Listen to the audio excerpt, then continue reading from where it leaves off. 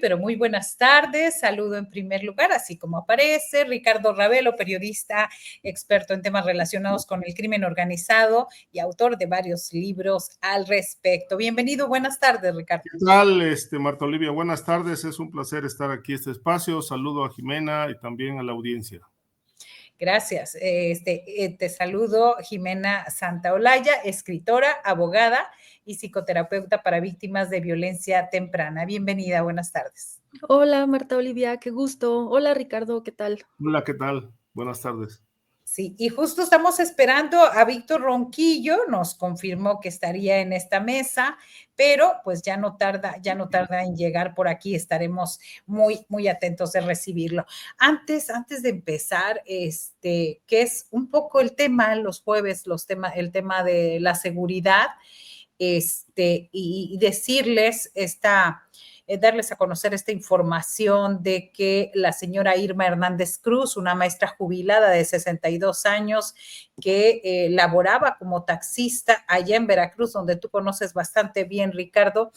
Ella, pues, sobre todo para tener un ingreso extra, ella fue secuestrada y vimos en las redes sociales un video donde aparecía ella diciendo que pues que pagaran la cuota, que tenían que pagar la cuota para evitar que le pasara lo que podía pasarle en este video, que fue profusamente visto en redes sociales.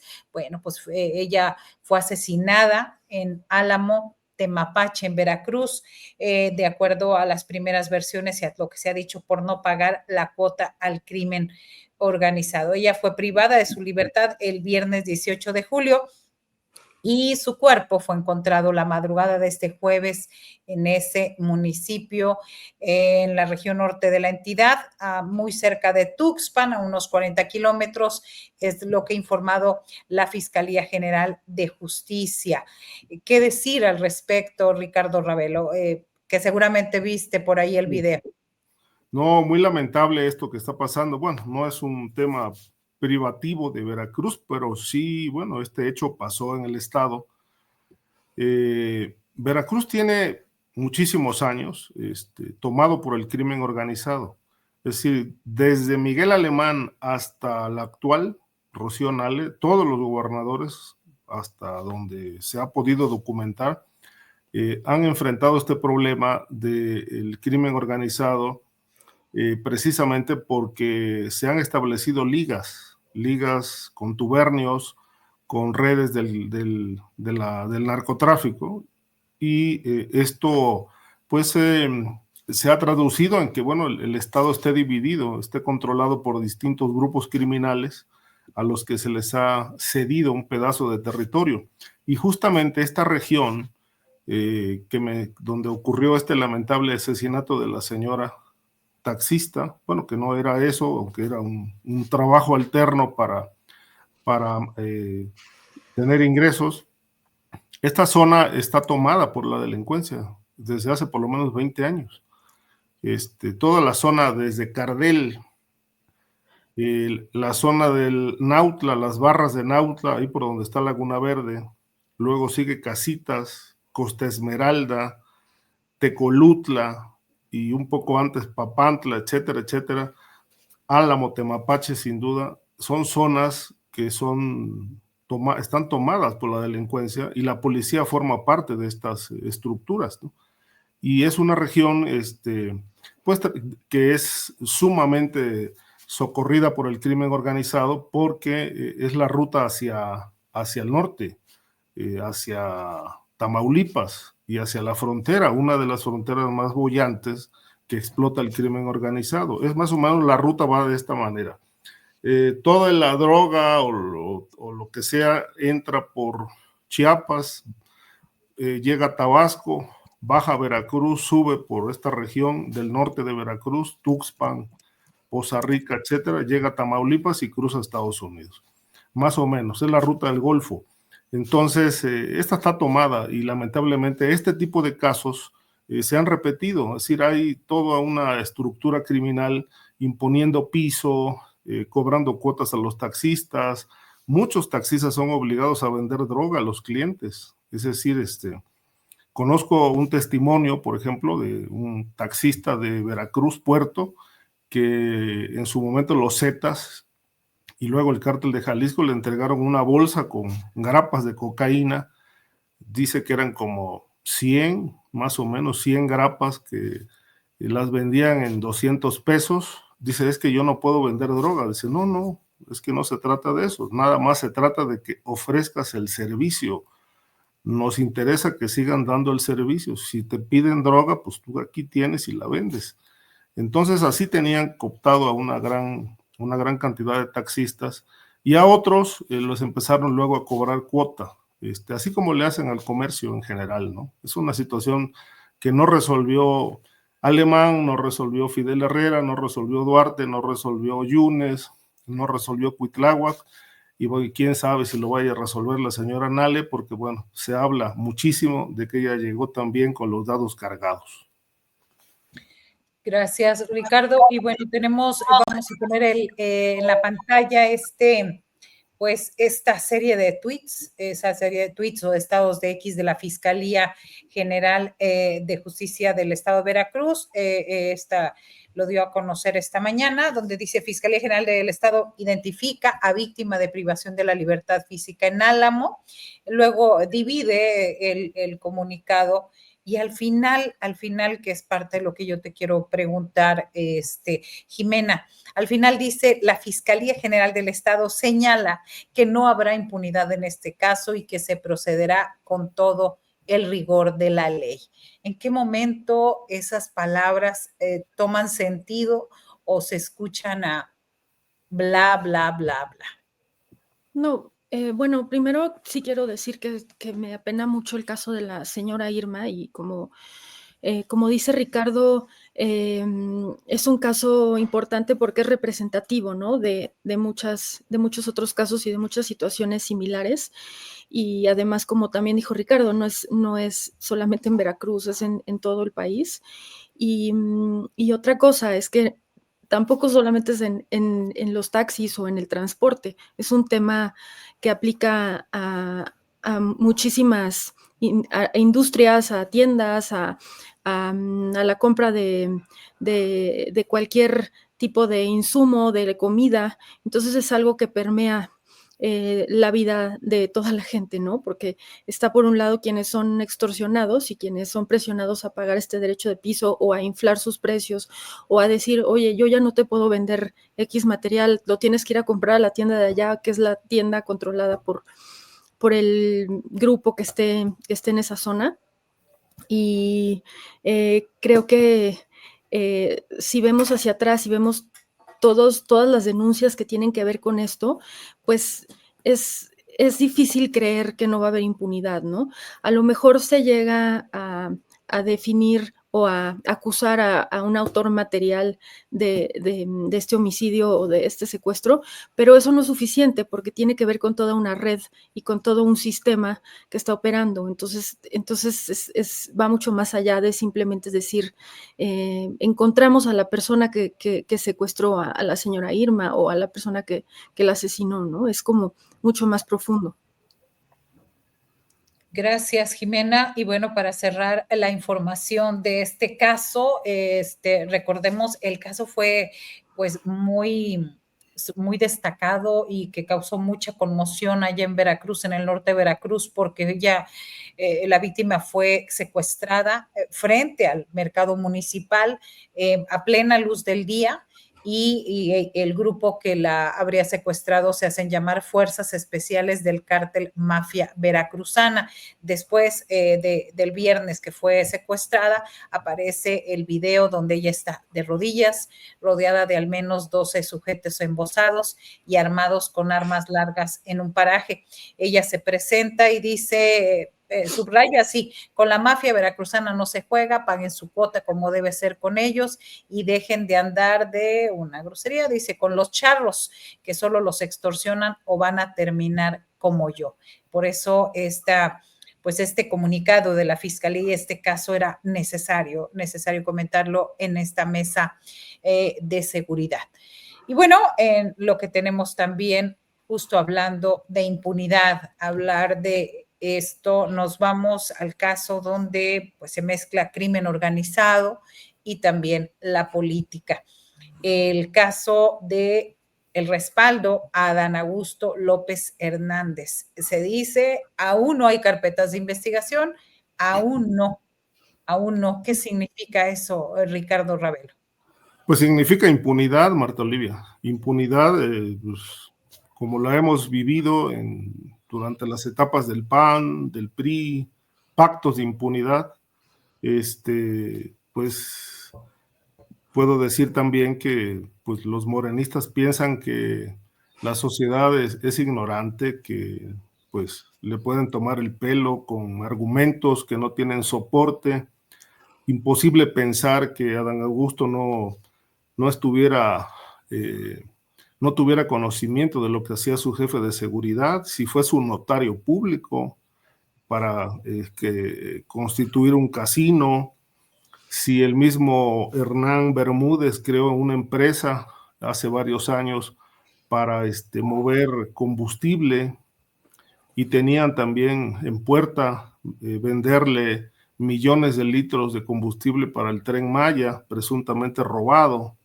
Y todo esto pues ocurrió en la etapa en la que Adán Augusto fue gobernador de Tabasco. Es decir, esto fuera de Tabasco pues quizás suene como a duda o tenga alguna carga de duda, pero dentro de Tabasco esta es una historia que pues se comenta en los cafés, se da como un hecho, se conoce bien, son pues, ¿cómo se llama? Historias que se cuentan entre los conocidos de Adán Augusto, porque saben su historia. Entonces, pues toda esta situación es gravísima, ¿no? Yo platicaba con un tabasqueño hace unos días y me decía, es que dice Adán Augusto que él no tiene ningún contacto con Felipe Calderón, dice. Entonces otro dice, bueno, pues si ellos fueron compañeros en Francia y estudiaron juntos la maestría, entonces ¿cómo que no se conocen ni se hablan ni tienen comunicación? Entonces son detalles que, bueno, en Tabasco se sabe, ahí es, como se dice, un pueblo chico, infierno grande. Pero este espaldarazo que le dan a Adán Augusto, pues no viene más que de una orden de Palenque, ¿no? Es decir, es el hermano, así lo llamó el expresidente López Obrador, su hermano. Yo diría que más allá de hermano es su cómplice, ¿no? Es su tapadera, era el que hacía los negocios. Hay por ahí versiones que también he tenido acceso a ellas de los negocios que tiene Adán Augusto en Pemex a través de prestanombres, ¿no? La suma oscila entre los 15 y 20 mil millones en Pemex.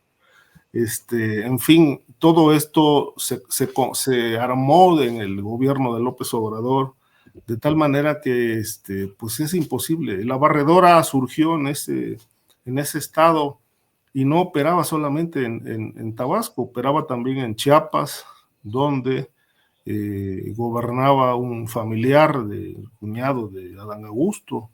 Su hermana pues estaba en el SAT, parando los goles fiscales de las empresas que operaba la familia.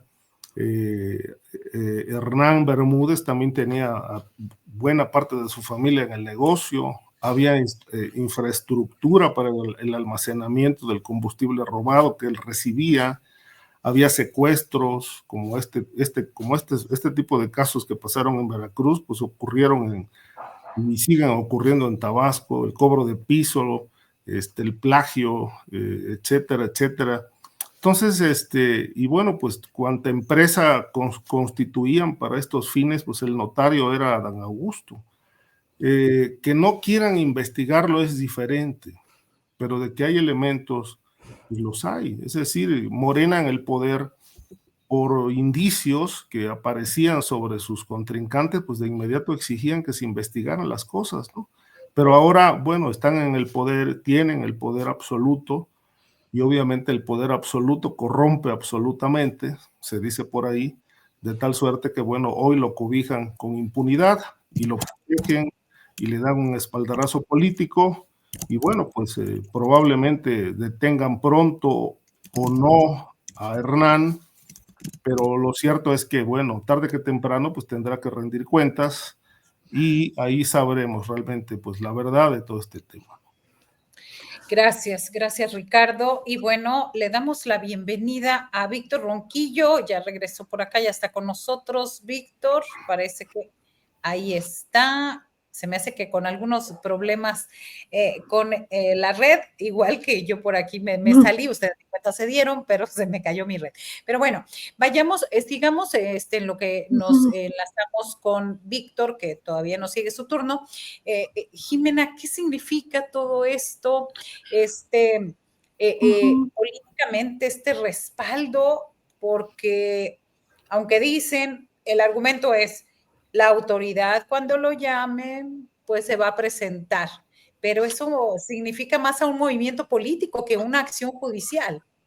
Sí, yo creo que esa es una excusa porque finalmente podrían hacer otro tipo de declaraciones, ¿no? Además de, ya si hubiera cargos reales, ya si se comprobara algo, pues se verá el asunto. Yo creo que eso no es suficiente. Para empezar, la presidenta está hablando de la importancia de atacar la extorsión en todo el país, y ahorita que Ricardo estaba mencionando los delitos por los que se sabe que se emitió esta orden de aprehensión contra Hernán Bermúdez, y además está en las filtraciones que se tuvieron del ejército, de sus actuaciones criminales. Sabemos que ese es uno de los delitos, ¿no? Que cometía desde la barredora, la extorsión, entre otros, ¿no? Ahorita además salió el tema de Ulises El Pinto, ¿no? Que agarraron ahora en Jalisco,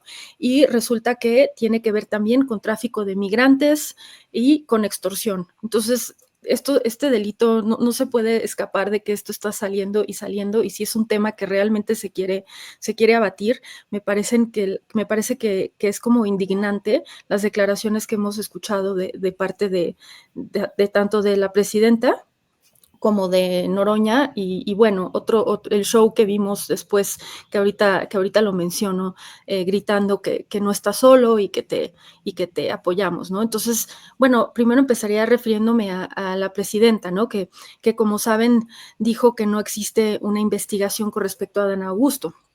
Entonces yo diría que aunque esto no sea un apoyo explícito a Adán Augusto, a mí sí me parece que se puede interpretar como un trato considerado hacia él.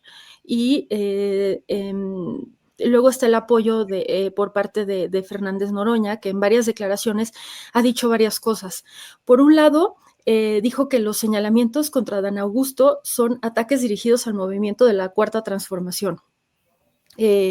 Dijo que no hay similitud alguna entre este caso y el caso de Genaro García Luna. Y luego todavía remató diciendo, y tengo la cita exacta acá, dijo, no hay complicidades con nadie, no hay ninguna acusación formal, claro que lo respaldamos. Entonces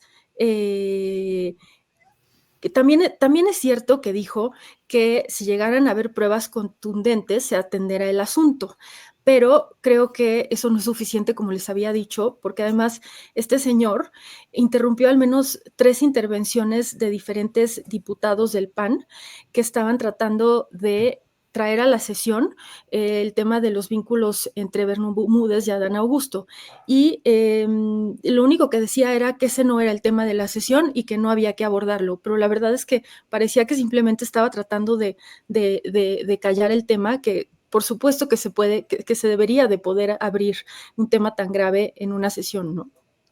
Y por último, yo diría que sobre los gritos de no está solo en la sesión del Consejo Nacional de Morena, que fue el 21 de julio, en realidad es cierto que no sabemos cuántas personas apoyaron y cuántas personas gritaron, pero simplemente el hecho de ver esas pancartas y escuchar esos gritos es muy simbólico. Y ahí yo sí diría que podría tratarse por un lado de una como estrategia deliberada para encubrir a Adán Augusto, que eso podría tener que ver con la idea de que la barredora sí hubiera aportado cantidades de dinero significativas y que esas cantidades hubieran tenido un destino político, ¿no? Eso por un lado. También yo creo que definitivamente sí es un síntoma como de un deterioro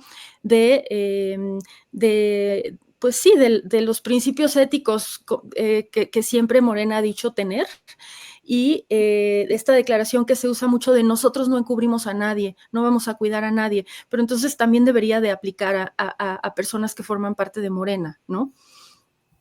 Bien, gracias, Jimena. Ahora sí recibimos a Víctor Ronquillo. Víctor, periodista, hoy con problemas con tu compu, Víctor. Sí, lamentablemente, fíjate que se desconfiguró la conexión del WhatsApp y no me responde, pero bueno, pues así es este oficio y hay que entrarle. Y bueno, mira, poco que agregar, he escuchado algunos fragmentos de lo que dicen los colegas y quisiera yo referirme a dos temas. Uno de ellos tiene que ver ni más ni menos con lo que ocurre en las entidades, en los estados, en lo que hace tiempo llamábamos la provincia mexicana, con estos grupos de poder político. Y bueno, al final de cuentas, lamentablemente muchos de estos grupos de poder político tienen una misma filiación genética, por decirlo de alguna manera. Y esa filiación genética, pues es la del PRI. No hay la menor duda. Adán Augusto López hizo carrera política con el PRI. Fue en algún momento secretario del PRI en el estado de Tabasco y además de esa génesis priista, pues también tiene una vinculación con el madracismo. Esto creo que se tiene que mencionar y además vincular con la propia historia política de este personaje Bermúdez Requena, quien por cierto también pertenece a esa élite económica, política. Uno de sus hermanos ha sido beneficiario como empresario de diferentes contratos realizados con diferentes gobiernos. Y creo que esto pues nos tiene que hacer ver claramente otro fenómeno que quiero poner sobre la mesa, ¿no? La conformación política de los militantes de Morena y sobre todo de quienes ocupan puestos digámoslo así, de alta dirigencia dentro del partido político y obviamente, como en el caso de Adán Augusto López, ni más ni menos que el coordinador de la bancada en el Senado, el presidente de la Coordinación de Asuntos Políticos y obviamente pues un hombre que tiene una fuerza política innegable dentro de Morena y que la ha mostrado claramente. ¿Qué ocurre con estos cuadros como el propio Ricardo Monreal o algunos muchos otros, que además se encuentran precisamente instalados en espacios políticos muy determinantes, ¿no? En el escenario de hoy. Bueno, que finalmente su filiación corresponde a una izquierda, y yo pongo entre signos de interrogación a esa izquierda. Es una izquierda que no tiene una formación, desde mi punto de vista, y lo digo con todo respeto, pues no tiene una formación ideológica definida, no tiene tampoco claramente establecidos lo que pueden ser principios provenientes de una ética de la izquierda. Tienen historias políticas enormemente cuestionables y piensen ustedes en Félix Salgado Macedonio, ¿no? También otros muchos que podemos mencionar no los avala de ninguna manera un pasado de una auténtica lucha, de una militancia, de una formación, por otra parte, política, académica, de una vinculación con luchas sociales. Los avala ni más ni menos que tristemente el influyentismo político, las alianzas con sectores oscuros de la economía, de la política, y creo que esto tiene que ponerse sobre la mesa, porque al final de cuentas estamos hablando de un partido que reclama posiciones progresistas, que reclama posiciones de izquierda, y ustedes saben que yo he estado a favor en muchas ocasiones de esas posiciones, pero no hay duda de que lo que se da en el espacio de hoy, de esta discusión, nos debe llevar a hacer pensar en estos temas. Y luego lo otro, pues un poco ya Ricardo, por lo que alcancé a escuchar, hace un recuento del poder político que puede tener Adán Augusto López o pudo tener en Tabasco. Y no hay la menor duda, y eso hay que también señalarlo y decirlo con toda claridad. No hay la menor duda que un gobernador, en términos de la estructura política del sistema político mexicano, donde los gobernadores después del foxismo se volvieron en una especie de emperadores de las diferentes regiones y estados del país, con esa ruptura del sistema monolítico priista, pues no hay la menor duda de que un gobernador establece, decide, apoya y genera alianzas que son claves, ¿no? Esa alianza entre Adán Augusto López y Bermúdez Requena, pues se remonta a 1992 y tiene distintos momentos que vale la pena mencionar. Y como dije desde un principio, pertenecen a ambos personajes pertenecen a esa élite, a esa mafia política que de alguna manera ocupa espacios muy importantes de gestión, de gobierno, aún hoy en diferentes entidades del país.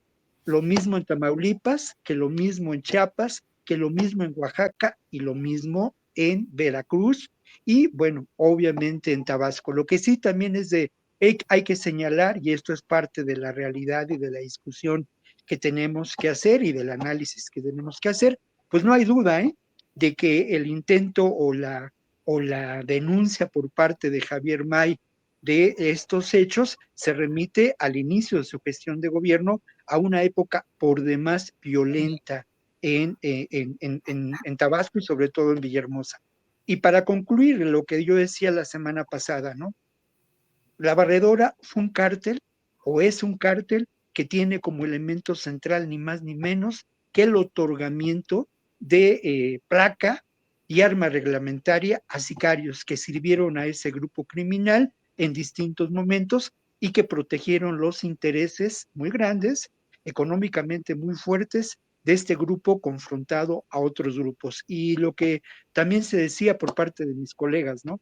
¿Para qué estos dineros del crimen organizado? ¿Para qué estas fortunas? Pues sin duda estas fortunas y estos recursos económicos, que también son recursos en ocasiones políticos y de amafiamientos, pues funcionan para las campañas políticas, ¿no? Para la compra de voluntades y para la garantía de el dominio de diferentes territorios, como ocurre en el Estado de México. Gracias, Víctor. Y ya nada más, no sé, quisiera una intervención, si pudieran hacerla rápidamente para cerrar este tema que ha sido fundamental. Sí, perdón, Ricardo, adelante. Sí, es muy interesante eso que plantea Víctor, porque mira, estos proyectos políticos en realidad son proyectos de mafia en el poder. Así ha sido en Italia, así fue en Colombia, así ha sido en países de África, en fin.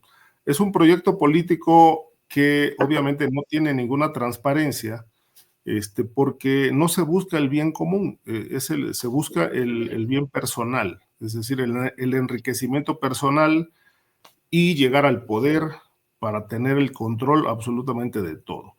Entonces, esta estructura de poder mafiosa, como pasó en Tamaulipas durante varios sexenios y en otros estados, bueno, se empiezan a construir andamiajes y así surge el crimen organizado. Es decir, necesitamos dinero y no poco, mucho dinero. Entonces, pues el primer recurso que tienen es armar un grupo criminal. Así surgieron los Zetas, que sirvieron en Veracruz para explotar la industria del secuestro en el sexenio de Fidel Herrera Beltrán, a grado tal que el propio gobierno del estado creó un fondo multimillonario para rescatar a empresarios menores, mayores, que no, en el momento del secuestro no tenían dinero para pagar. Entonces secuestraban a empresarios de la construcción y pedían apoyo al gobierno y el gobierno pagaba el rescate y liberaban al empresario. Pero ese era un negocio del gobernador directamente a través de una estructura criminal que se armó para eso. Y obviamente tenían otros fines políticos, la presidencia de la República, ganar posiciones, etcétera. Bueno, más o menos así se construyó la Barredora, con un fin de hacer negocios, de recaudar dinero vía actividades criminales y obviamente con toda la impunidad del mundo, porque el jefe de la mafia estaba dentro del gabinete que encabezaba como gobernador Adán Augusto López. Entonces, cuando la presidenta de la República dice, es que si hay pruebas, pues que las presenten, pues es que quien debe investigar y obtener esas pruebas es la Fiscalía General de la República.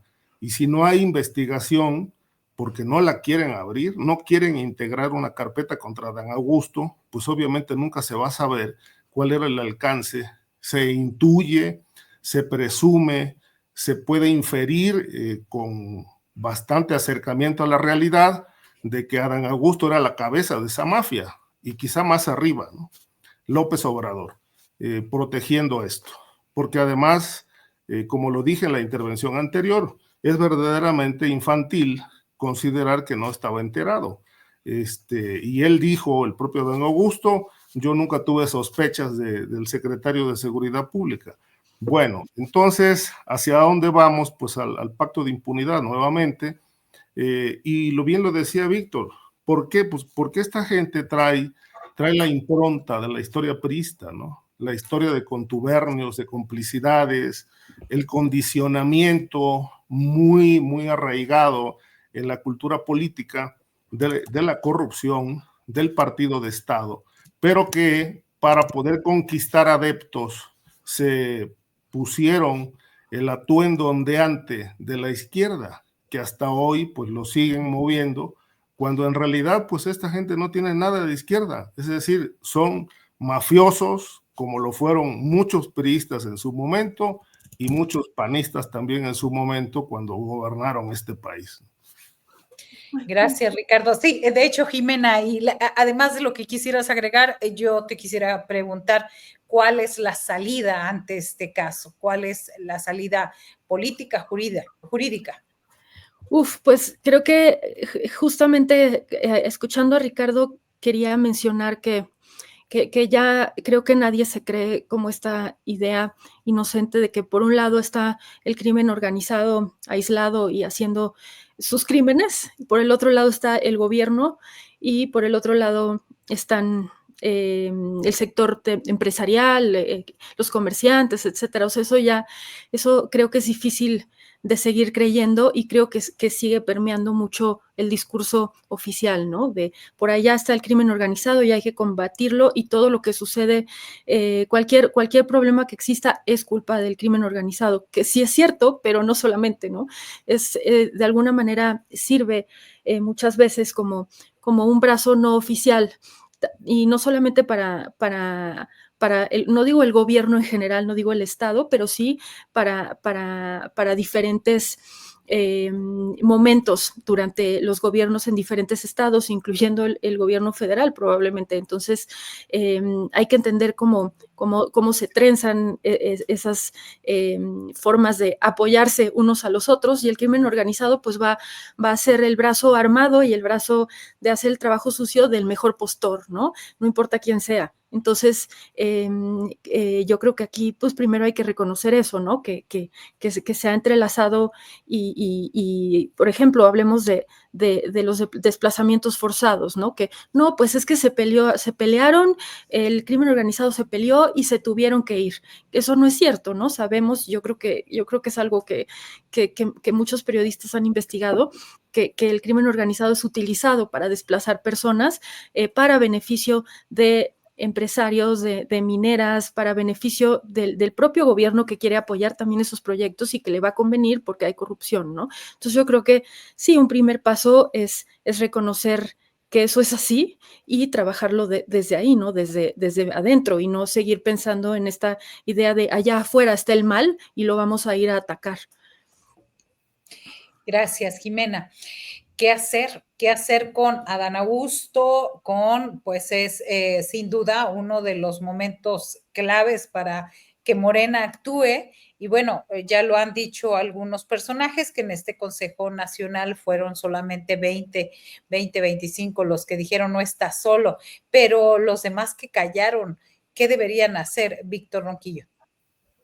Bueno, pues mira, yo creo que es muy importante el que Javier, ¿verdad? El actual gobernador de Tabasco, haya destapado la cloaca y haya señalado. Eso me parece muy importante. Y bueno, aquí cabe la posibilidad de que haya un intento de ruptura de fondo con esta estructura de poder criminal político que se ha establecido en Tabasco desde hace décadas. ¿Esto será posible o encontramos, como puede ocurrir también, una nueva estrategia, una nueva alianza con estos grupos de poder político? Lamentablemente, esto también es previsible.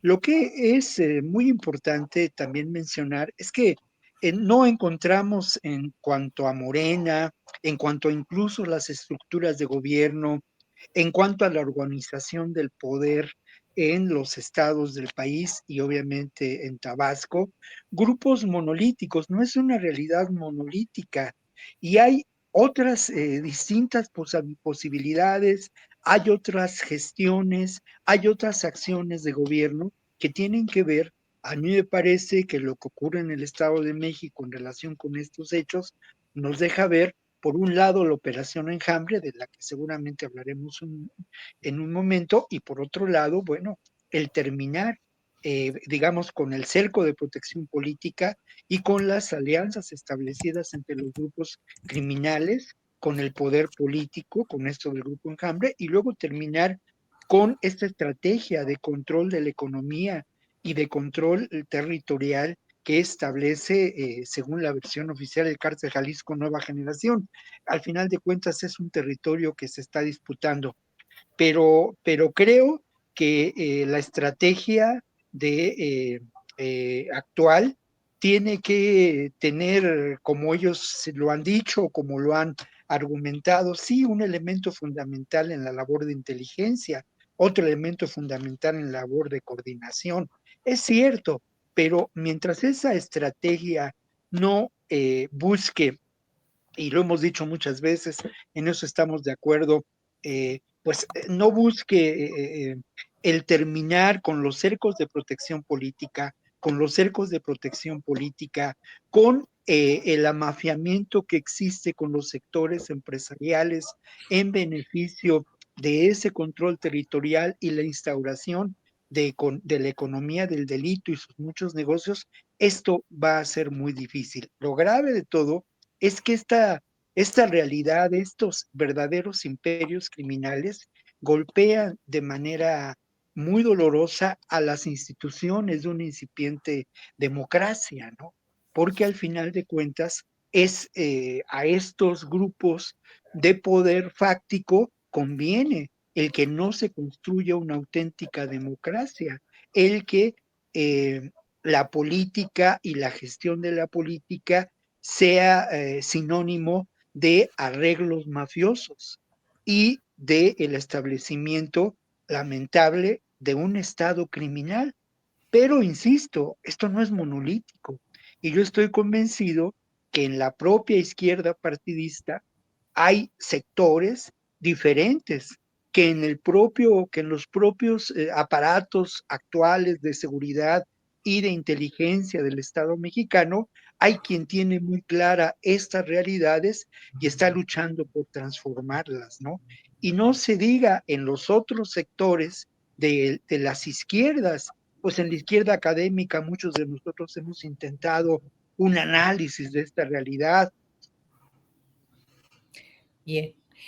Gracias, Víctor. Sí, ¿verdad? ¿Terminó o se congeló? Creo que se congeló. Se congeló. Bien, justamente hablamos de este tema y otro de los que tenemos en la agenda es precisamente el cobro de piso en el Estado de México. Empezamos hablando esta mesa con el caso de Veracruz, el caso de esta maestra jubilada asesinada por un comando allá. Tú ya lo decías, sobre todo Ricardo, Tamaulipas, hablabas de otros estados, Sinaloa, y uno este tema, también el cobro de piso con las acciones allá en Sinaloa, para ya ir acortando antes de que se nos queden por ahí. Sí. Adelante. Sí, Marta Olivia, solo un comentario a lo que decía Víctor. Sí, hay sectores de la izquierda, que están inconformes, sin duda, pero esas voces, por desgracia, no se escuchan. Una de las grandes preguntas es: ¿dónde está la voz de los intelectuales? ¿Dónde está el cuestionamiento, la crítica de los intelectuales? No hay, no existen, están comprados con contratos. El tema Estado de México es el mismo asunto, es decir, a mí lo que, independientemente de los operativos, que en realidad pues son, es la parte quizá más ruidosa, porque bueno, es lo que hace ver al aparato del Estado actuando frente a la delincuencia organizada, deteniendo personas, poniendo a salvo a las víctimas, etcétera, etcétera. Bueno, a mí me parece que eso, como se dice comúnmente, es pura llamarada de petate. Yo quiero ver, y creo que mucha gente quiere ver, que estas acciones apunten a los mandos de la policía, que son los que dan cobijo a la estructura criminal que cobra piso. En el Estado de México está dividido el control del Estado por dos grupos criminales. Está la familia michoacana, que ha crecido como la espuma, ya es el cuarto cártel más importante en México y que tiene también buena presencia en varios estados de la Unión Americana en el tráfico de fentanilo.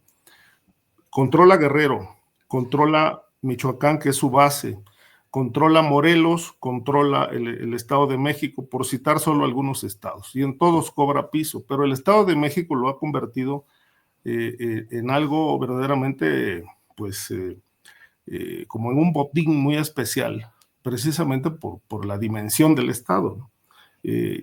Hemos escuchado que, bueno, imponen el precio de todo producto que la gente consume: carne, huevo, leche, pollo, etcétera, etcétera, materiales de construcción, el gas, etcétera, etcétera, etcétera, y están obligados los empresarios grandes y pequeños a subirle el precio a los productos para poder cumplir con el cártel a tiempo el pago del piso.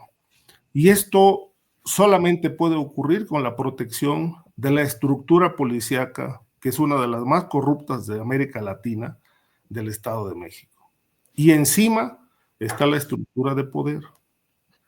Ya no digamos que está la gobernadora, ¿no? Vamos a hacer a un lado a la gobernadora, pero del secretario de gobierno para abajo, toda esa estructura está muy bien aceitada para llevar a cabo todo este negocio del cobro de piso y que funcione muy bien como un engranaje que tiene al Estado de México, a buena parte de sus municipios y empresarios, pues obviamente totalmente asolados. Pero la acción gubernamental, por desgracia, solamente se va al primer nivel, que es al grupo criminal. Es el brazo que opera, que cobra, que recauda y que amenaza, mata, desaparece, pero quien le da el cobijo es la policía.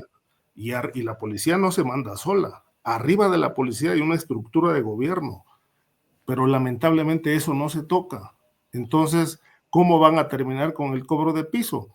Van a deshacer algunas células de la familia michoacana o de algún otro grupo, quizá van a poner cierto orden en algunos municipios, pero bueno, queda otra parte intocada, y la estructura, la verdadera mafia, pues tampoco se toca, ¿no? Ese es el gran problema del combate al crimen organizado en México. Lo que se viene vendiendo es que, bueno, se detuvieron a miles de delincuentes, sí, pero ¿cuántos políticos, cuántos comandantes, etcétera? Muy pocos. Es decir, ahí no se toca esa estructura. Esa está blindada completamente porque forma parte de la estructura mafiosa de los gobiernos. Entonces, cuando algo se sale de control, tienen que poner orden. Y creo que están empezando a ponerla en algunos municipios del Estado de México, pero sin tocar a la verdadera mafia. Gracias, Ricardo Ravelo. Ya está por ahí también nuestro compañero Víctor Ronquillo. Por aquí seguimos, Víctor. Vamos con el tema precisamente de esto del Estado de México, los cobros de pisos. Y Jimena, también decirte que de pronto esas palabras que hace 10 años, 15 años eran como tabúes, eran pues impensadas, ahora se nos hace normal, incluso mencionamos ya los estados, la tiendita de la esquina que vende abarrotes y que pues genera ganancias nimias, de pronto ya tienen que pagar piso, la pollería, la vulcanizadora, el taller mecánico. ¿Quién finalmente gobierna este país? Bueno, ahorita que dices eso de la tienda, etcétera, el tema de los alcances del cobro de piso es interesante, ¿no? Pensar que no solamente es, oye, tú me tienes que pagar una cuota para poder operar aquí, sino también es exigir que se inflen precios en productos de todo tipo, ¿no? Y productos esenciales, como tú decías, ¿no? Pollo, carne, cemento, varilla, vidrio, paquetería, material de construcción. Los precios se han llegado a inflar en esa zona hasta 144% hacia arriba, ¿no? Entonces es bastante grave, no es poquito. Y bueno, aunque fuera poquito, sería grave, ¿no? Pero también, aparte de lo que decía del cobro de piso, de la inflación de los precios, también está el tema que mencioné hace rato de, oye, tú ya no puedes vender varilla y si te la vienen a comprar a ti, aunque tú eras el que vendía la varilla, ahora tienes que referir a los clientes con nosotros a la tienda de allá. Entonces, ahí yo lo que diría es, creo que se ha anunciado como con mucha bomba esta operación Liberación y como si hubiera sido un gran golpe y yo concuerdo con lo que dice Ricardo, ¿no? Que dudo que así sea, ¿no?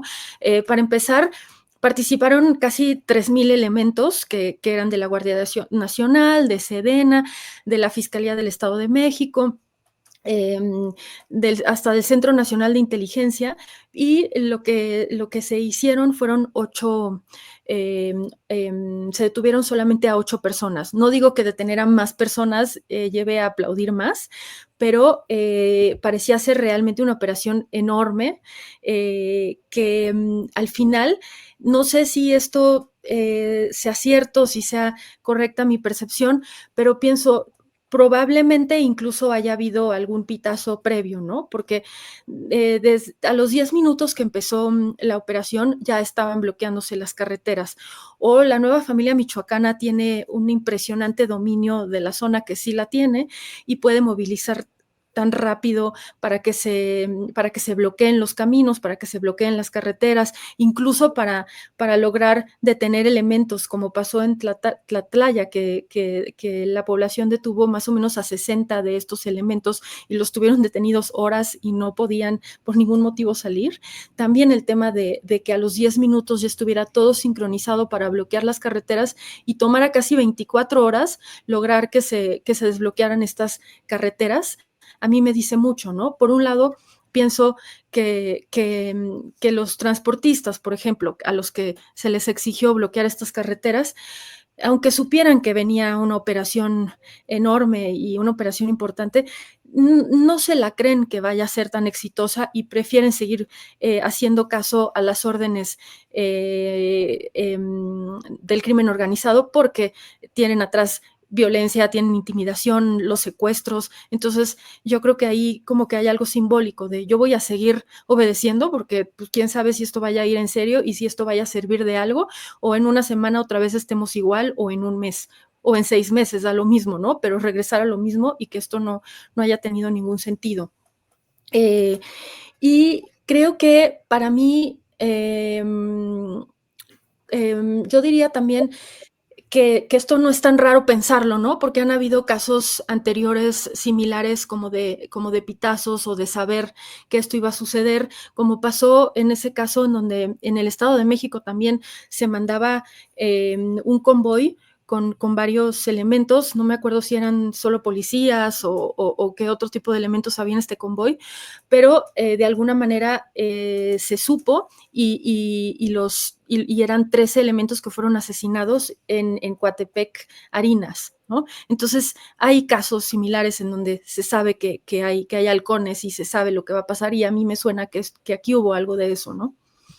Bien, gracias, Jimena. Víctor Ronquillo, tus consideraciones al respecto de este tema de la extorsión en el Estado de México. Me están pidiendo ya hasta cifras, porcentajes comparativos, pues solamente hay que escuchar y reportear cuando uno anda en diferentes estados, cuando nos refieren a ese precisamente cobro de piso. Víctor. Bueno, pues aquí desde la bruma de mi cámara del celular, ¿no? Pero mira, lamentablemente creo que acudimos desde hace muchos años a la formación, no precisamente de gobiernos alternos, pero sí de desgobiernos alternos, ¿no?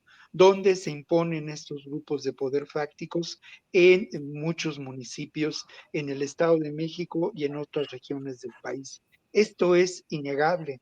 Y esta imposición de estos poderes fácticos, pues ya lo hemos dicho muchas veces, está ligada a estos cercos de protección política, a estas alianzas, a la actuación de las policías, al beneficio de grupos empresariales. Ahora, aquí hay un tema sobre el que a mí me gustaría reflexionar y que tiene que ver con esa posibilidad, sobre todo en el Estado de México, al que hay que mencionar, particularizan los grandes índices de criminalidad en los diferentes rubros de delitos. O sea, es una de las entidades donde hay mayor número de secuestros, donde hay mayores casos de extorsión, donde hay mayor número de homicidios dolosos. El Estado de México lamentablemente siempre se encuentra en ese terrible top de los 10 estados más peligrosos, a las 10 entidades más peligrosas del país. Pero aquí también hay que mencionarlo, ¿eh? La llegada de la actual gobernadora puede ser un cambio en el escenario político, pues de hecho lo fue al final de cuentas, porque dejó atrás a este grupo Atlacomulco, y el grupo Atlacomulco, pues no solamente, y aquí es donde viene la complejidad del tema, el grupo Atlacomulco no solamente son los nombres que conocemos, Pichardo Pagasa, todos estos dinosaurios políticos, incluyendo a Peña Nieto, no, son los grupos de poder económico, político, empresarial y criminal que gestaron en el Estado de México esa realidad terrible y que, pues gracias a ese estado de cosas, pues se gesta todo este índice de enorme criminalidad. Hay voluntad política por parte de Delfina Gómez para llevar adelante esta transformación de la realidad social en regiones del Estado de México que tienen focos rojos por la presencia de estos imperios criminales. A mí me parece que hay voluntad política, pero hasta dónde esa voluntad política será capaz de derribar esos muros terribles de protección establecidos, hasta dónde será capaz de terminar con esos poderes fácticos que no solamente existen en los pequeños municipios, sino que seguramente, y bueno, habría que buscar y hacer un poco de indagación, pero seguramente ya están instalados también en el grupo de gobierno de la propia Delfina. O sea, es que ese es el gran tema. Yo con eso iniciaba esta accidentada participación de mi parte en el programa de hoy, ¿no? Hablamos de esta filiación genética de los grupos de poder político en el país que provienen del PRI en su mayoría y que son gestados en esa cultura. ¿Delfina Gómez tiene voluntad política? Sí. ¿El fiscal tiene capacidad para llevar adelante este proyecto, para establecer alianzas? Es posible, pero ¿hasta dónde se podrá llegar? es una tarea clave, ¿no? Y es cierto, es una muy buena noticia que haya menos homicidios dolosos en el país. Es una muy buena noticia la lucha contra el huachicoleo, la lucha contra el fentanilo y el tráfico de drogas.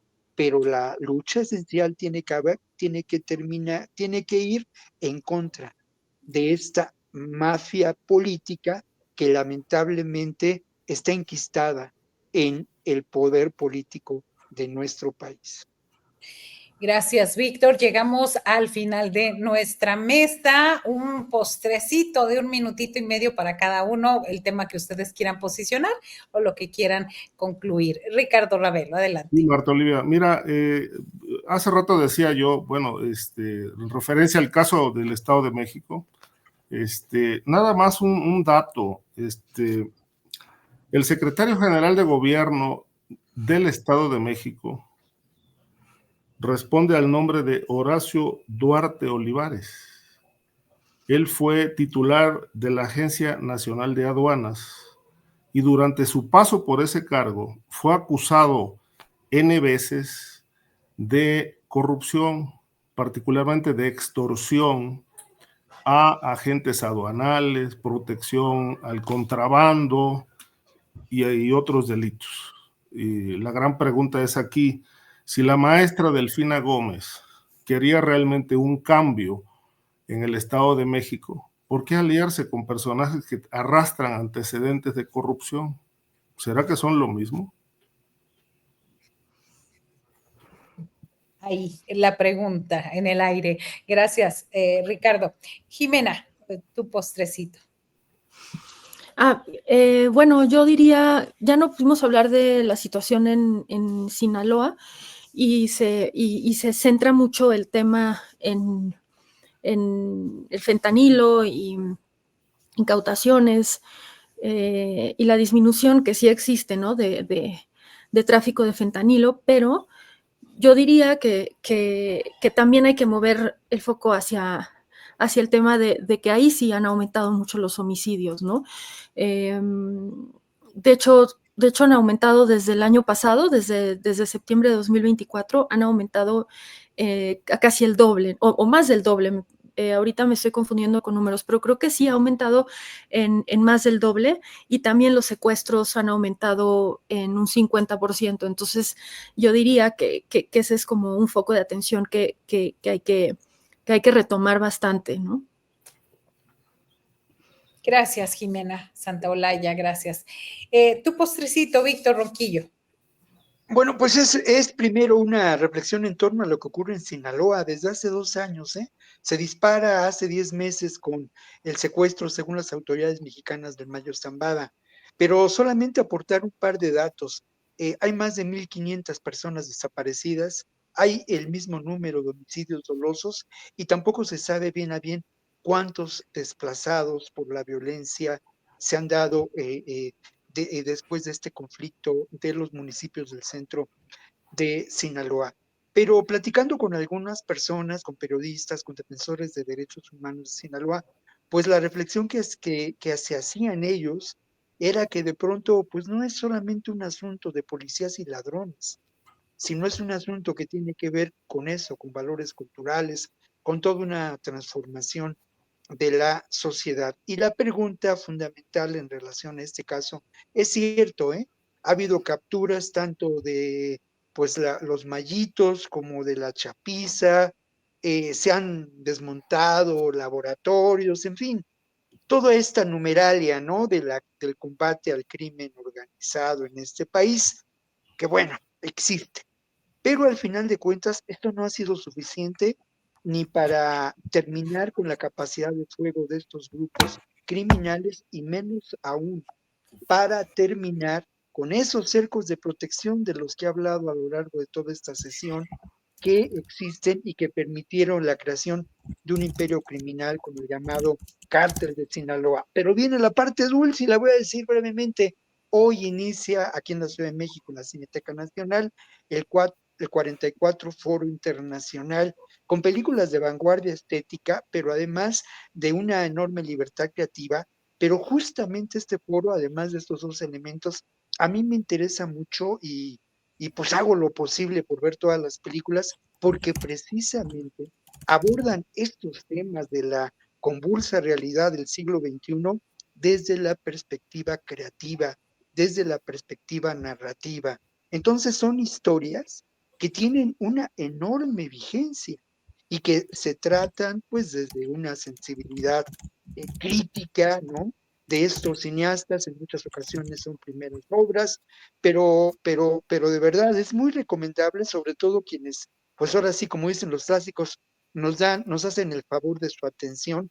Yo recomiendo este foro por el cine, por lo grato que puede ser, pero sobre todo porque se tratan temas como la crisis ambiental, como la migración, como la construcción de mafias criminales desde esa perspectiva del cine novísimo. Entonces es muy, muy interesante para todos los que pues nos gusta mucho el cine, la literatura, la cultura, pero que además, pues otra parte de nuestro oficio lo hemos encaminado a documentar y a reflexionar sobre estas realidades criminales que son efecto, y no me voy a cansar de decirlo, pues por un lado de la corrupción persistente en el sistema político mexicano que no ha cambiado, pero que también son efecto de esta etapa terrible del capitalismo de guerra en el que nos encontramos, la crisis del capitalismo.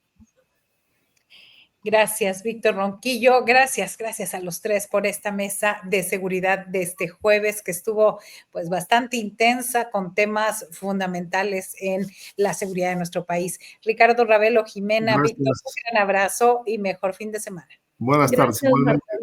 Bye.